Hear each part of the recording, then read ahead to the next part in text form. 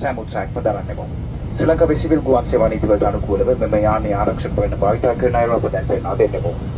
එබැවින් මෙම නිවේදනයට ඔබේ සම්පූර්ණ අවධානය යොමු කරන මෙන් කාලක වේලා සිටිමු.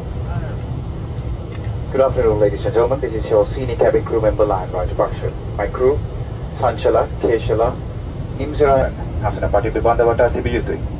ආසන පටි ගැලවීමට කාංචි උඩ කොටස ඉලට ඔසවන්න. මෙසේ කිරීමේදී යම් අපහසුතාවයක් ඇති වුවහොත් ඒ බව අපට සැලකරන්න. To fasten our seat belts, insert the metal fitting on one strap into the buckle on the other strap and tighten. Ensure that the seat belt is around your hips. To open the seat belt, lift the upper portion of the buckle.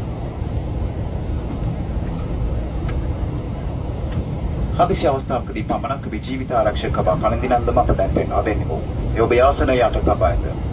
හදිසි අවස්ථාවකදී පමණක් හේරිටගෙන අප පෙන්වන ආකාරයට පැළඳ පටිතල කරගන්න. ගුවන් යානයෙන් පිටත් වෙත්ම දෙපසට රතු කොටස් පාට ඇදිමෙන ඔබේ කබායට හුලං පුරවාගත හැකිය. ඒකවර ක්‍රියාත්මක නොවුනහොත් මේ රබර් අතර පිබිබිට පාසුවෙන් හුලං පුරවාගත හැකිය. This is your live fest demonstration. For the passengers who are seated in the business class overhead, insert the fitting into the buckle. නමුත් සදා විශේෂ ජීවිත ආරක්ෂක කබා සපයනු ලැබේ.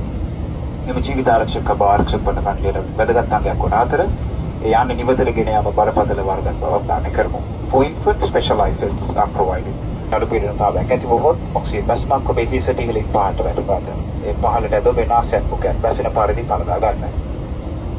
මේ ඇති ඉලාස්ටික් පටි ඔබේ හිස වටා තිබිය යුතුයි. අපට දන්වනතුරු ඔක්සිජන් බස්මවත් නොකර අසුන්ගෙන සිටින්න. Should there be loss of cabin pressure, an oxygen mask will automatically drop from the panel above your head. Pull one mask down, cover your nose and mouth with it, and tighten the elastic band of the mask around your head. Remain seated and do not remove the mask until advised to do so. Adults should put on the masks before attending to children.